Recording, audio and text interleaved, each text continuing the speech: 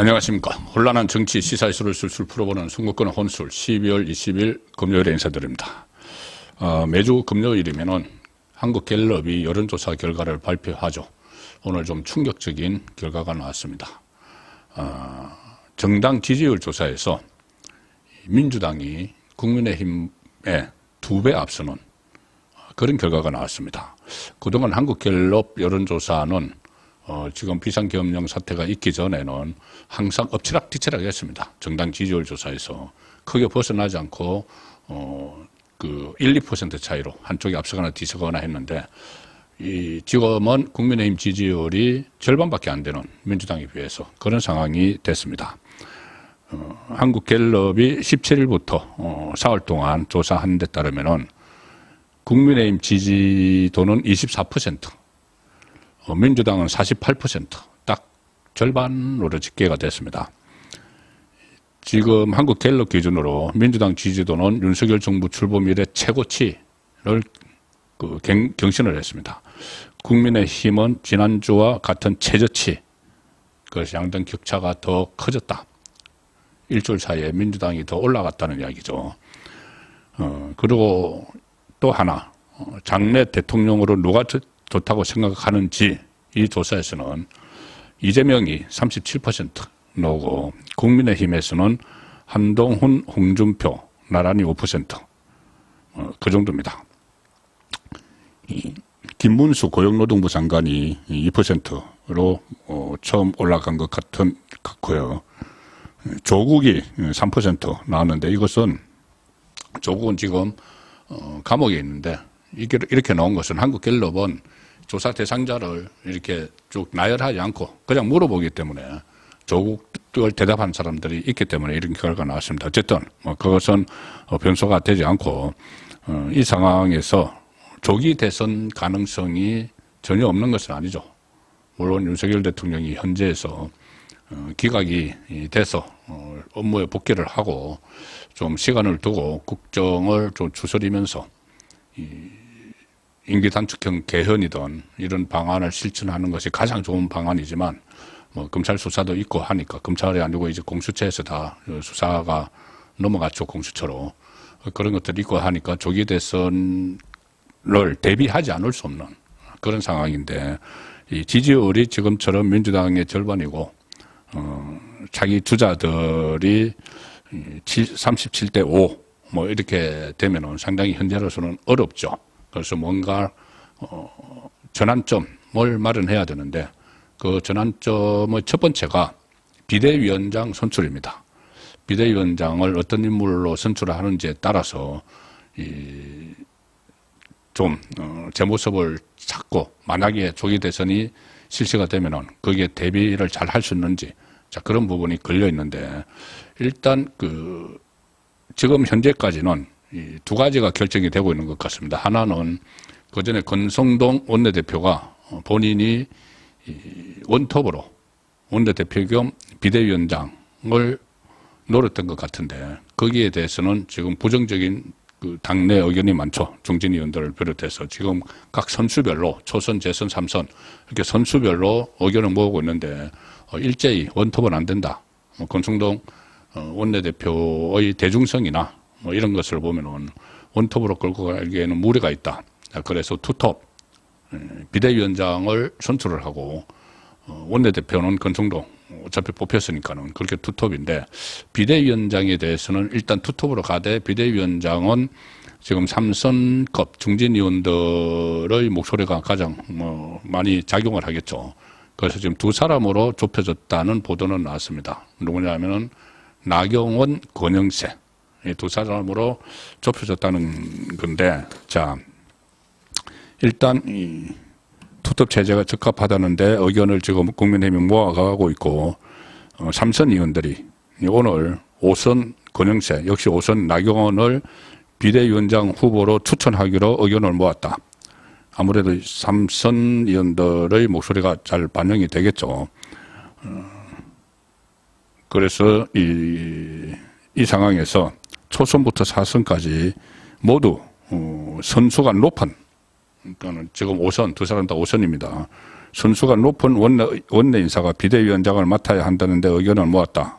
그리고 최근 여권 분위기가 여권의 위기를 맞은 이 상황에서 정치 경험이 부족하고 당 내부 사정을 잘 모르는 외부 인사들 일종의 용병 여기에 당을 맡긴 건 이렇게 어렵게 된 원인 중에 하나도 그동안 뭐 김종인이나 최근에 한동훈이나 이렇게 그러니까 김종인은 뭐 정치 잘 안다고 하지만은 정체성에 맞지 않은 인물이었죠. 그리고 이 한동훈은 정치를 너무 모르는 그래서 여러 가지 무리수를 둬서 지금 여권의 총체적인 위기가 여당의 잘못도 있는 것이죠. 총선에서 졌을 때부터 이런 일이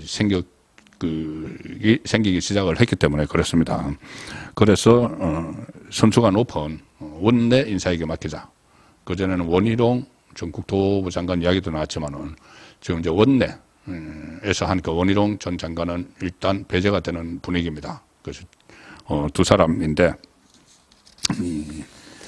수도권 특히 이 권영세 나경원 두 사람은 이제 수도권을 지역구로 두고 있는 것도 좀 앞으로 수도권 중심으로 뭐 선거를 치러 나가야 된다 그런 이야기가 당내에서 많이 있죠.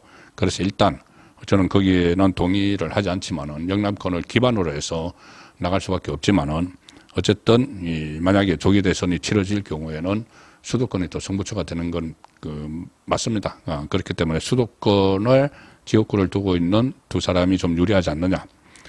권영세는 용산이죠. 용산이고 윤석열 정부 초대 통일부 장관을 지냈습니다. 자, 그런 점이 어떤 영향을 줄지 앞으로 비대위원장을 맡으면은 그 부분도 약간은 좀 염려가 되는 부분이기도 합니다. 사실은. 그러니까 대외적으로 비치는 모습을 말씀을 드리는 것이죠. 그리고 나경원 의원은 서울 동작거리 지역구인데 여성 의원들 중에서는 최다선입니다. 5선. 지난번에 3월 달에 전당대회에 당대표로 출마를 했는데 그때 연판장 파동이 있었죠. 친윤 초선들이 연판장을 돌려서 나경원 그때 출마를 결국 포기를 했습니다. 저번에 한동훈 과 이렇게 경선을 한 거기에는 나왔지만 그전에는 출마를 포기를 했었죠.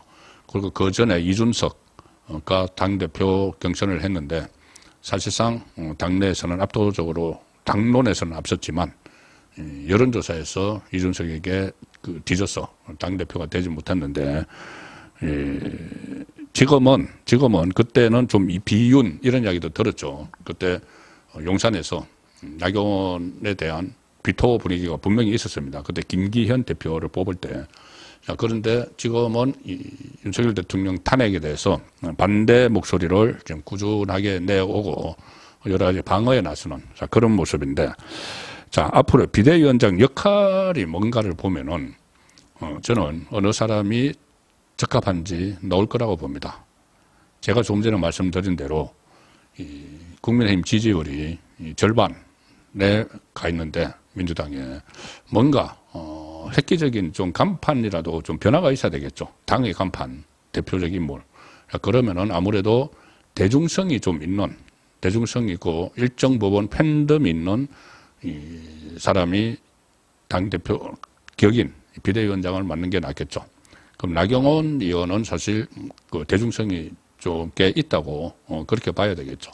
그래서 일단 분위기를 전환을 시키고 주목도 일반 유권자들이 국민의힘에 주목을 하게 만드는 주목도 측면에서 나경원 의원이 좀 더 경쟁력이 있지 않는가. 권영세 의원보다는 그런 생각이 들고 또 하나는 지금 윤석열 대통령 이 탄핵 정국에 대처를 잘 해야 되고 아울러 또 이재명의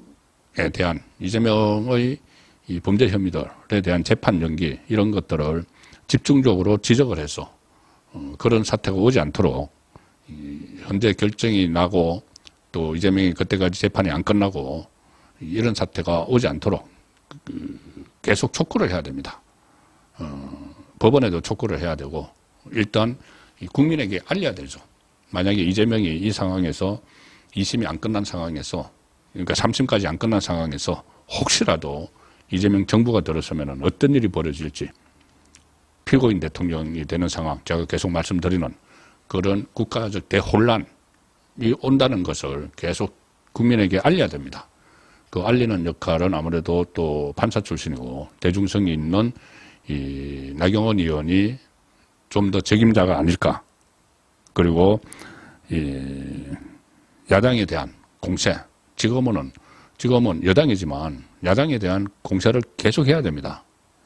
그동안 국정 마비를 하다시피 이렇게 정부를 흔들고 한 데 대해서, 그리고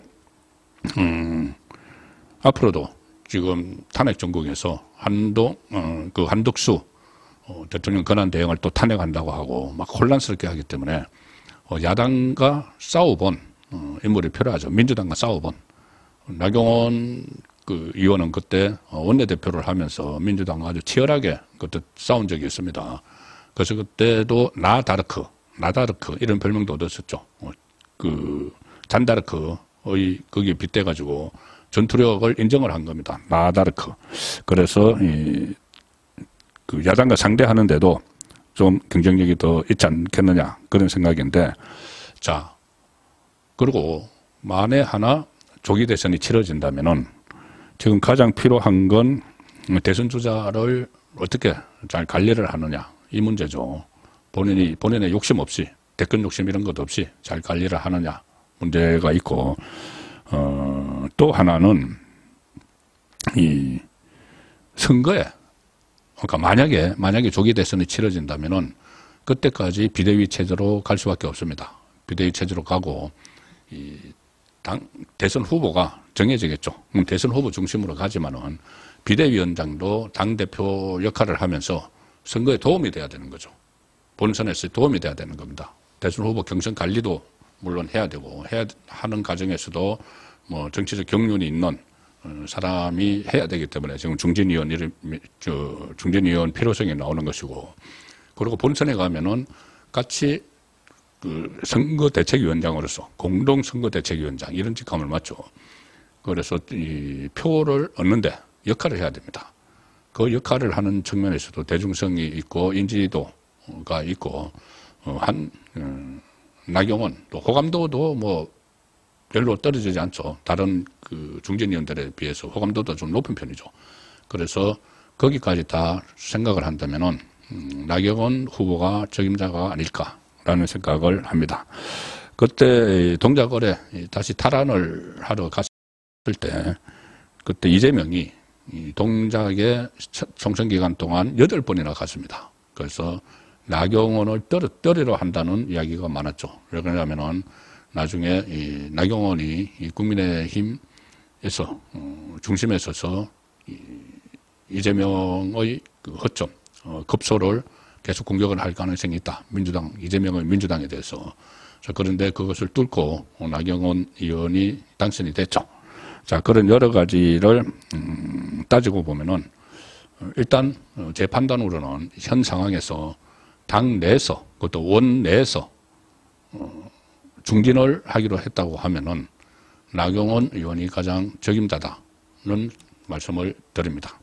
선거권의 혼술이었습니다.